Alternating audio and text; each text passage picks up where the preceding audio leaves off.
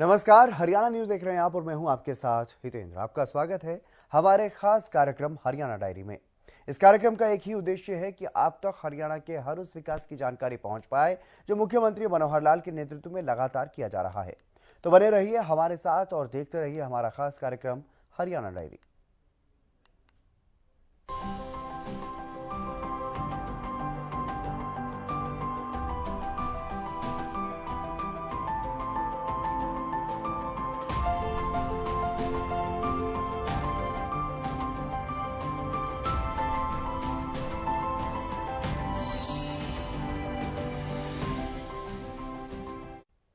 सूरजकुंड अंतर्राष्ट्रीय शिल्प मेला हर साल फरवरी के महीने में बड़ी धूमधाम के साथ ये मेला शुरू होता है हरियाणा में। और इस मेले की तैयारियां इस बार भी जोरों शोरों से चल रही हैं। इस बार मेले का उद्घाटन राष्ट्रपति द्रौपदी मुर्मू करेंगी। मुख्यमंत्री मनोहर लाल खुद राष्ट्रपति को न्योता देने के लिए पहुंचे थे। तो वहीं सीएम मनोहर लाल ने अपने गुजरात दौरे और राम मंदिर उद्घाटन को लेकर के भी जानकारी साझा की है। एक रिपोर्ट आप देखिए।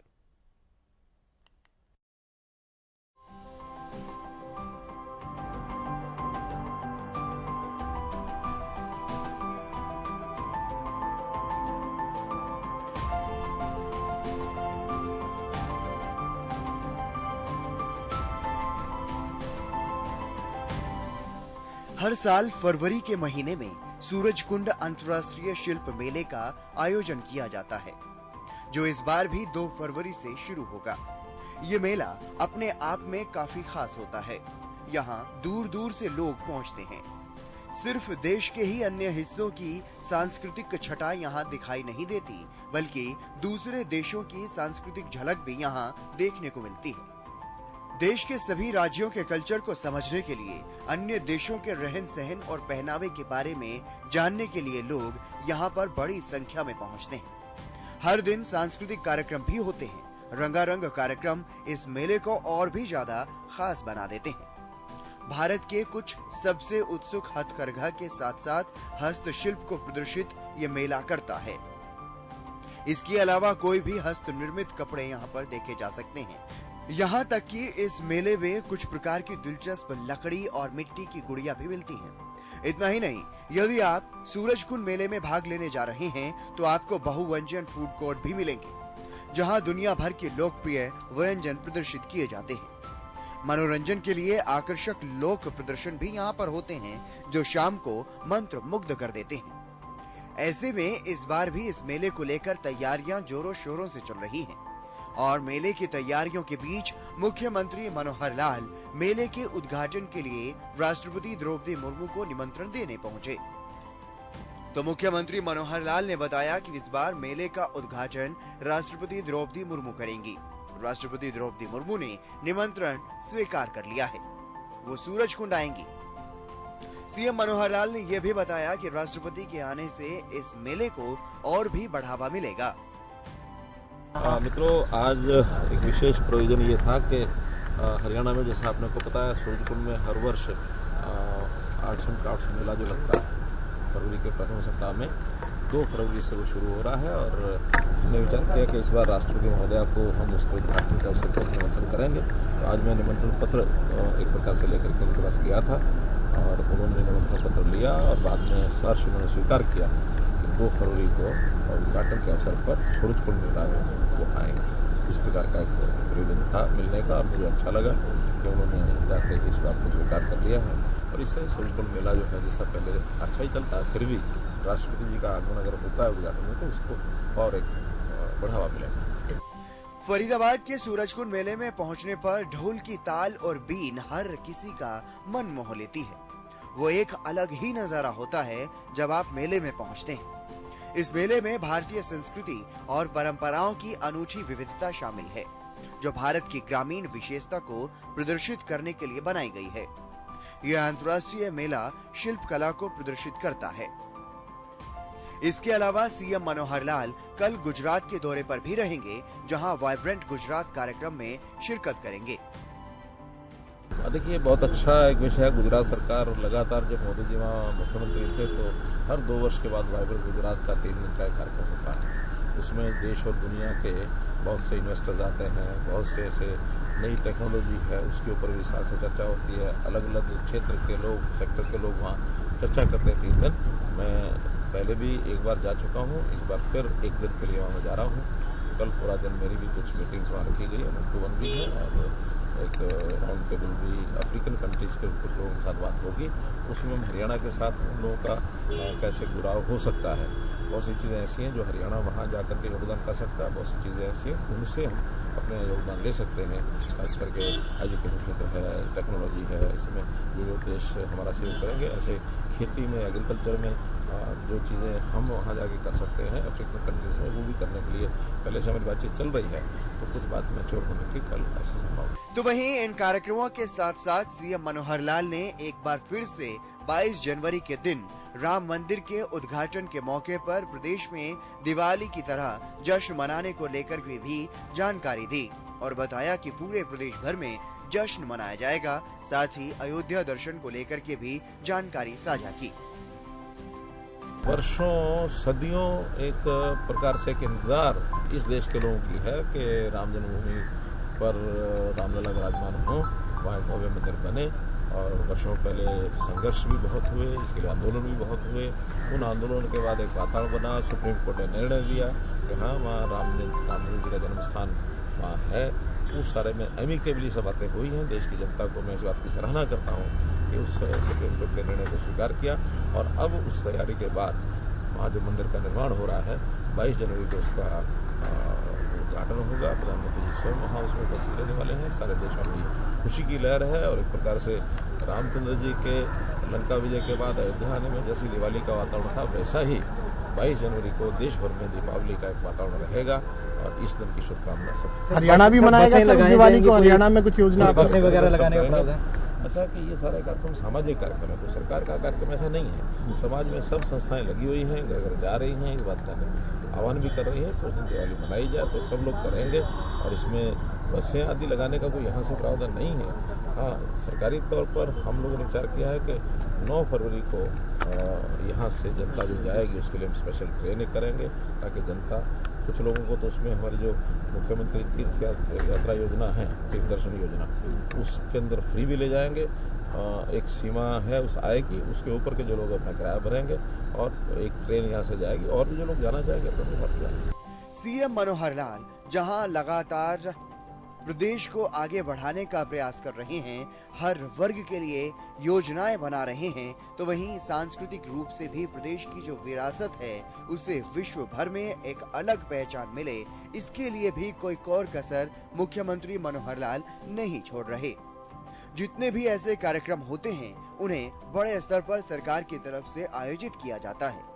इसलिए अब गीता महोत्सव के बाद फरीदाबाद के सूरजकुंड मेले की तैयारियां सरकार जोरों शोरों से कर रही है।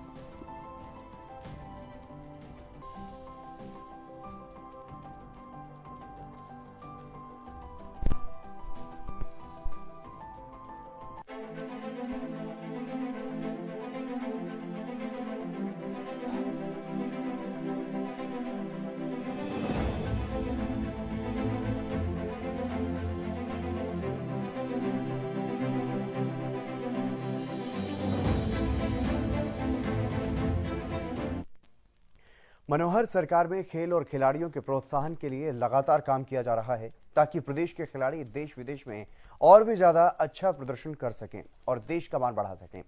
और हरियाणा के खिलाड़ियों के बेहतर प्रदर्शन की बदौलत ही प्रदेश के 3 खिलाड़ियों को अर्जुन अवार्ड से भी सम्मानित किया गया है। इसके बाद खिलाड़ियों से सीएम मनोहर लाल ने मुलाकात की है। ये रिपोर्ट आप देखिए।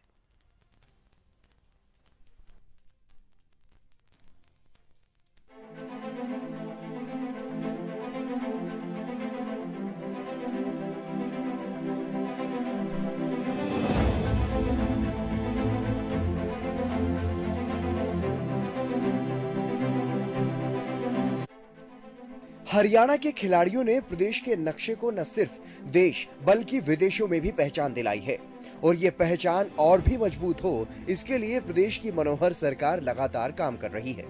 खिलाड़ियों को हर तरह की सुविधाएं उपलब्ध करवाने का प्रयास मनोहर सरकार कर रही है। इतना ही नहीं, इंटरनेशनल खेलों में पदक विजेता खिलाड़ियों को तो करोड़ों रुपए का इनाम भी दिया जाता है ताकि बाकी खिलाड़ी भी प्रेरित हो सकें। और अब केंद्र की तरफ से प्रदेश के 3 खिलाड़ियों को अर्जुन अवार्ड के लिए चुना गया। महिला पहलवान अंतिम पंघाल, पहलवान सुनील मलिक और गोल्फ खिलाड़ी दीक्षा डागर। इन खिलाड़ियों के साथ साथ हिमाचल की बेटी और हरियाणा की बहू ऋतु नेगी को भी अर्जुन अवार्ड से सम्मानित किया गया है। इन खिलाड़ियों से भी सीएम मनोहर लाल ने मुलाकात की और अर्जुन अवार्ड विजेता खिलाड़ियों को बधाई और शुभकामनाएं दी। सीएम मनोहर लाल ने मुलाकात की एक तस्वीर सोशल मीडिया प्लेटफॉर्म एक्स पर पोस्ट की, जिसमें उन्होंने लिखा कि हमारे हरियाणा की धरा हमेशा प्रतिभाओं से भरी रही है। इसी धरा के होनहार खिलाड़ियों ने अपनी प्रतिभा से खेलों में प्रदेश के साथ साथ भारत को भी गौरवान्वित किया है। हरियाणा भवन नई दिल्ली में खेल के क्षेत्र में प्रतिष्ठित अर्जुन अवार्ड से सम्मानित हुए हमारे खिलाड़ियों से मुलाकात कर उन्हें बधाई एवं शुभकामनाएं दी। तो वहीं खिलाड़ियों ने भी मुख्यमंत्री मनोहर लाल से मिलकर खुशी जाहिर की और सरकार की तरफ से सपोर्ट करने के लिए उन्होंने मुख्यमंत्री मनोहर लाल का आभार भी जताया।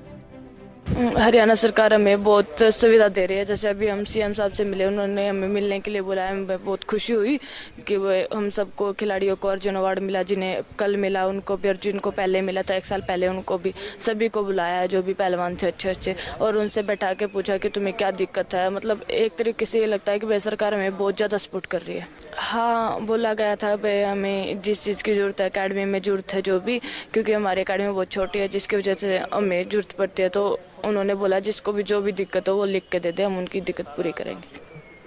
सीएम साहब ने बताया कि कैसे कैसे हम हरियाणा को ऊपर ले आ जाए मेडलों में, तो फिर हमने भी बताया हमारे इस चीज़ की सुविधा है। तो बोला ठीक है लिख कर दो, हम उसी चीज़ को प्रोवाइड करवाएंगे आपको। बिल्कुल मोटिवेशन तो मिलती है और ज़्यादा मेडल भी इसी तरह आते हैं, क्योंकि हमारे माननीय सीएम साहब हर वक्त हमें मिलते हैं, हर मोमेंट में। जैसे एशियन गेम के मेडल के बाद और जो भी ओलंपिक के मेडल लेके आते हैं पहलवान, वही अदर गेम वाले भी सभी से मिलते हैं। खिलाड़ियों की जुबानी आपने सुना कि सरकार कितना सपोर्ट खिलाड़ियों को लगातार कर रही है। और पिछले साल चीन में आयोजित एशियन गेम्स के विजेता खिलाड़ियों से भी मुख्यमंत्री मनोहर लाल ने मुलाकात की थी। सभी खिलाड़ियों के लिए एक सम्मान समारोह का आयोजन किया गया था। इस मौके पर सीएम मनोहर लाल ने कहा था कि सरकार इसी तरह के प्रयास कर रही है ताकि हर युवा को पूरा अवसर मिल सके। वैसे तो सम्मान का कार्यक्रम कहा जा रहा है, लेकिन केवल सम्मान तक सीमित नहीं, मैं इस कार्यक्रम को एक गर्व और आभार का कार्यक्रम भी कहूंगा। गर्व हमें इस बात का है कि खेलों की दुनिया में हरियाणा ने अपना एक स्थान बनाया है। हरियाणा देश में विदेश में खेले जाने वाले खेल हों, उन सब के अंदर अपनी जो भागीदारी करके ऑन एवरेज 30 से 40% मेडल हमारा हरियाणा का जो खिलाड़ी है वो लेकर के आता है। 30 से 40% भागीदारी एक प्रदेश की, और बाकी अगर 60-65% भागीदारी है तो सभी 35 प्रदेशों की है। तो इतनी बड़ी भागीदारी होने के नाते से हम कहते हैं हमको अपने हरियाणा के खिलाड़ियों पर गर्व है। मैं आभार भी व्यक्त करूंगा ऐसे सब खिलाड़ियों का, उनके अभिभावकों का, उनके कोचेस का, जिन्होंने इनको सहयोग किया है, इनको प्रेरणा दी है ताकि अपने देश का मान सम्मान बढ़ाएं। इन्होंने प्रदेश का भी मान बढ़ाया, देश का भी मान बढ़ाया, इसलिए मैं इन सब का आभार भी प्रकट करता हूं। तो इसलिए मैं तो आपसे इतना ही निवेदन करूंगा कि हरियाणा का ये खिलाड़ी अपना खिलाड़ी जब खेल खेलता है, जब ये प्रदेश में खेल खेलता है तो ये प्रदेश के मान को बढ़ाता है, प्रदेश के सम्मान को बढ़ाता है, और जब ये देश के लिए खेलता है तो देश के मान को बढ़ाता है। अपने गांव का, अपने माता पिता का, अपना संस्थान, जिस संस्थान से ट्रेनिंग ले रहा उस संस्थान का, इनका तो मान बढ़ाता ही है। मां बाप का लाडला होता है तो मां का दुलारा ये बेटा जब बड़ा होकर के इस सीमा तक पहुंचता है, खुशियों से वो भी नाच उठती है, खेल चाहे चाइना में हो रहा हो, चाहे अमेरिका में हो रहा हो, चाहे इंग्लैंड में हो रहा हो, चाहे साउथ अफ्रीका में हो रहा हो, नजरें लगा करके टीवी के सामने सब लोग बैठे रहते हैं। और आखिरी क्षण में जब वो जीत का डंका जब बज जाता है, उस समय सारा गांव, सारा प्रदेश, सारा देश झूम उठता है। तो इसलिए मेरे भाइयों बहनों, इस अवसर पर आज जितने भी खिलाड़ी, उनकी संख्या जैसे मैंने बताया कि हमारे पार्टिसिपेंट्स 80 के आसपास हमारे पार्टिसिपेंट्स खेलों में गए हैं कुल मिलाकर के इस खेल के अंदर। और उसमें से कुल 30 मेडल, जिसके अंदर 44 खिलाड़ी मेडलिस्ट हुए, क्योंकि टीम मेडल में भी थे और इंडिविजुअल में भी थे। 44 में से आज 22 यहां उपस्थित हैं, 22 के माता पिता यहां आए हैं। मैं सभी खिलाड़ियों को बहुत बहुत बधाई और बहुत बहुत शुभकामना देता हूं। भाइयों बहनों, ये सरकार की नीतियां, जैसा अभी मंच पर बताया गया, हम लोगों ने नीतियों में कई प्रकार के ऐसे सुधार किए हैं कि खेलने के लिए कोई भी बालक बचपन से ही प्रेरणा लेकर के आगे बढ़े, युवा होने के बाद उसको पूरे अवसर मिले, और फिर उनकी सहायता करने के लिए हमारे जो पुराने खिलाड़ी उसका सहयोग करें, जो जीते हुए खिलाड़ी। बचपन के अंदर खेल नर्सरियां, ये खेल नर्सरियों की हमने जो कल्पना की, बच्चों को catch them young, 1100 nursery Haryana में चल रही है, ताकि उसके अंदर छोटे बच्चे उनकी रुचि के हिसाब से, उनकी क्षमता के हिसाब से उनकी पहचान करनी चाहिए। वो फिर खिलाड़ी बढ़कर के आगे एक उत्तम खिलाड़ी बनकर के तैयार होता है। इस मौके मनोहर लाल ने खेलो इंडिया अभियान का भी जिक्र किया था और बताया कि प्रदेश भर में खेल नर्सरियां खोली जा रही हैं ताकि खिलाड़ियों की प्रतिभा को पहचान कर उन्हें निखारा जा सके। इस मौके पर सभी विजेता खिलाड़ियों को घी का टीन उपहार में देने का ऐलान भी मुख्यमंत्री मनोहर लाल ने किया था। उसी में मैं आज बात जोड़ना चाहूंगा खेलो इंडिया की। अभी अभी अपने राष्ट्रीय जो खेल मंत्री हैं, केंद्रीय खेल मंत्री अनुराग ठाकुर जी ने जो हमको बताया है कि हरियाणा में 15 खेलो इंडिया केंद्र, इनको मंजूरी दी है, और हर एक खेलो इंडिया केंद्र के ऊपर इंफ्रास्ट्रक्चर को बढ़ाने के लिए 5 लाख रुपए की जो राशि है वो भी उन्होंने दी है। 15 की परमिशन हमको मिली है, जिसमें से आज 10 का उद्घाटन हुआ है। बाकी 5 इस आने वाले वर्ष के अंदर जो करेंगे, उन 5 के भी जो 10 खोले गए हैं, उनके स्थान एक पंचकुला, कुरुक्षेत्र, यमुनानगर, कैथल, भिवानी, चरखी दादरी, रोहतक, झज्जर, फरीदाबाद और पलवल, ये 10 स्थानों के ऊपर जो केंद्र हैं उनका आज उद्घाटन हुआ है। अन्य जो 5 रह गए हैं उनको भी अगले वर्ष के पहले जिसमें हिसार, सिरसा, नू, सोनीपत और जहां हम बैठे हैं करनाल, यहां भी ये सारे केंद्र इस अगले साल में होने वाले हैं। मैं आग्रह करूंगा हमारे केंद्रीय मंत्री जी से कि 7 जिले और बचते हैं, हम इसके बाद अगले 7 जिला केंद्रों पर भी उनसे निवेदन करते हैं कि 7 केंद्र और मंजूर कर दिए जाए, ताकि सभी 22 जिलों में हमारे जो केंद्र हैं ये खुलने चाहिए, ताकि हम बच्चों को खेलो इंडिया की इस प्रतियोगिता में भाग लेने के लिए वहां तैयार कर सकें। चाहे फिर वो नेशनल गेम्स हो, आगे एशियन गेम्स हो, ओलंपिक गेम्स हो, सबके अंदर आगे बढ़ने की प्रेरणा हम अपने खिलाड़ियों को बहुत सी योजनाएं बना करके देते हैं। अब इसमें से बहुत खिलाड़ी मेहनत करके अपना एक स्थान प्राप्त करते हैं। जैसे आज गोल्ड मेडलिस्ट प्रथम आए, सिल्वर मेडलिस्ट सेकंड आए, ब्रॉन्ज वाले थर्ड आए। कुछ केवल पार्टिसिपेंट्स हैं, हमने पार्टिसिपेंट्स के भी प्रोत्साहन के लिए उनको भी राशि देते हैं, ताकि उनका भी हौसला बढ़े और वो भी आगे बढ़े। जो लोग मेडल विनर्स हैं, मेरा इनसे एक आग्रह है कि इनको अपने स्थान को इंप्रूव करने के लिए आगे बढ़ना चाहिए। इसी स्तर का खेल है तो उसमें अपना स्थान ऊंचा कैसे करें, थर्ड से सेकंड कैसे आए, सेकंड से फर्स्ट कैसे आए, और फर्स्ट वाले को कहूंगा कि किसी और को फर्स्ट आने ना दे, अपने आप को फर्स्ट बनाए रखें। तो कंपटीशन में इस भावना को लेकर के आगे बढ़ेंगे तो नए नए खिलाड़ी और आगे उभरेंगे। और जो आज एशियन खेल रहे हैं तो आगे बढ़कर के ओलंपिक में इसके तैयारी के लिए अपनी जी जान लगा दें, ताकि ओलंपिक जो हाईएस्ट खेल होता है उस हाईएस्ट खेल के लिए हम लोग जो है आगे बढ़ सकें, ताकि दुनिया किसी तरीके से भारत को पहचाने और भारत में हरियाणा को भी पहचाने। क्योंकि एक बात से हमें बताने में भी मुझे संकोच नहीं है, हरियाणा देश की टैली में तो ऊपर आया है, काफी प्रथम है। आज सभी प्रदेशों में नंबर 1 पर हरियाणा है, यदि हम अपने प्रदेशों की बात करें। लेकिन दुनिया के जब देशों की बात करते हैं तो भारत को भी प्रथम आने में बहुत समय लगेगा। हम अभी बहुत उस टैली में नीचे हैं। उस टैली को बढ़ाने के लिए हरियाणा तो अपना योगदान करेगा ही, साथ में बाकी प्रदेश भी अगर जुटेंगे तो निश्चित रूप से एक समय आएगा कि भारतवर्ष दुनिया की टैली में सबसे ऊपर आए। इस प्रकार से हमको करना है। आज हरियाणा की खेलों में जो उपलब्धियां हैं वो बड़ी बेमिसाल हैं। 2012 के अगर लंदन में जो ओलंपिक हुए थे उसमें 6 पदक जो मिले थे, 4 पदक उसमें हरियाणा के थे। ये आज का विषय नहीं है। उस समय से 2016 में रियो ओलंपिक में हमारी 2 बेटियां जिन्होंने मेडल लिए थे उसमें से एक बेटी हरियाणा की थी। 2021 के ओलंपिक में भी 7 में से 3 ओलंपिक ये हरियाणा से आए थे।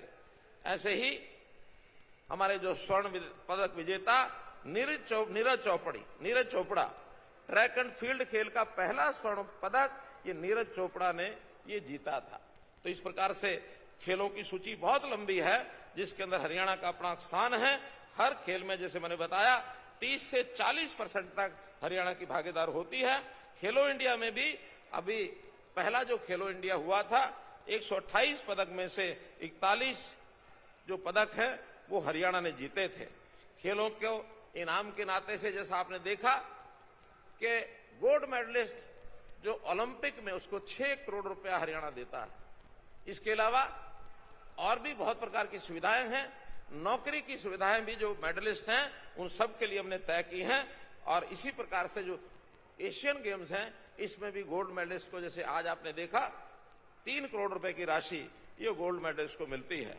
आज 44 खिलाड़ियों को जो नगद राशि दी गई है, आज तो एक टोकन जैसा होता है, इसके बाद इनके खातों में राशि शाम तक ही पहुंच जाएगी। वो 81 करोड़ रुपए की राशि ये कुल मिलाकर के दी है, कुल 81 करोड़ रुपया है। अब एक सुझाव मेरे मन में आया, किसी ने कहा कि अच्छी बात है खिलाड़ियों को सेहत बनाने के लिए कुछ ना कुछ और भी करना चाहिए। तो मैं एक छोटी सी चीज और जोड़ता हूं, बहुत बड़ी तो नहीं है, कि ऐसे इन सभी 44 खिलाड़ियों को एक वीटा घी का टीन ये भी एक आज मैं अनाउंस करता हूं इन सबको दिया जाएगा। इतना ही नहीं, हाल ही में सीएम मनोहर लाल ने खेल विभाग के अधिकारियों को भी एक बैठक के बाद महत्वपूर्ण दिशा निर्देश दिए थे, ताकि क्षेत्र के हिसाब से जहां जो खेल ज्यादा लोकप्रिय है उस क्षेत्र की मैपिंग करवाकर उसी खेल की खेल नर्सरियां वहां पर ओपन की जा सके और खिलाड़ियों की प्रतिभा को निखारा जा सके। ऐसा आज स्पोर्ट्स डिपार्टमेंट की एक बैठक थी जिसमें हमने कहा कि हर 10 किलोमीटर के अंदर कोई ना कोई एक खेल का साधन वहाँ की डिमांड के हिसाब से या फिर उस इलाके में जो खेल प्रचलित है वहाँ आवश्यकता के हिसाब से, चाहे वो खेल डिपार्टमेंट का हो या रूरल डेवलपमेंट डिपार्टमेंट का हो, कोई छोटा बड़ा स्टेडियम जरूर होना चाहिए। सब जगह कोच पूरे होने चाहिए। 307 जगह ऐसी हैं अभी पूरे हरियाणा में 6500 गाँव में से जहाँ 10 किलोमीटर के दायरे में कोई एक स्थान नहीं है। उसके लिए आज निर्देश दे दिए हैं कि जल्दी उसकी प्लानिंग बना करके उन 307 स्थानों को भी कवर करके और उसके बाद हम कह सकेंगे कि स्पोर्ट्स के नाते और हरियाणा में कोई ऐसा एरिया नहीं है 10 किलोमीटर का जहाँ कोई ना कोई खेल की सुविधा ना हो। जहाँ तक खेल नर्सरीज की बात है, अभी 1100 नर्सरीज चल रही हैं। डिमांड बहुत है। हमने उनके लिए भी कहा है कि जितनी डिमांड आती है नया वर्ष जब आएगा उसमें बजट रख करके नर्सरीज ज़्यादा से ज़्यादा खोलेंगे, ताकि सब नर्सरीज में 20 बच्चों की फीस और एक कोच ऐसा ये, चाहे वो प्राइवेट स्कूल मांगेंगे, चाहे सरकारी स्कूल मांगेंगे, अथवा प्राइवेट और सरकारी स्कूल न भी हो तो गांव के अंदर कोई इस प्रकार की सुविधा देने वाले जो आगे लगने वाले लोग हैं, खास करके जैसे कुछ क्लब्स होते हैं, पंचायतें हैं या फिर एक्स सर्विसमैन हैं जो गांव में कोई ऐसी नर्सरी चला सकते हैं, तो जितनी ज़्यादा नर्सरी होंगी कैच दम यंग की जो पॉलिसी है उसको इस तरह से जहां हरियाणा के खिलाड़ी पूरे विश्व में न सिर्फ प्रदेश बल्कि देश को भी गौरवान्वित करने का काम कर रहे हैं, तो वहीं हरियाणा की मनोहर सरकार भी प्रदेश के खिलाड़ियों के लिए अभूतपूर्व काम कर रही है ताकि प्रदेश के खिलाड़ी देश विदेश में और भी बेहतर प्रदर्शन कर पाएं।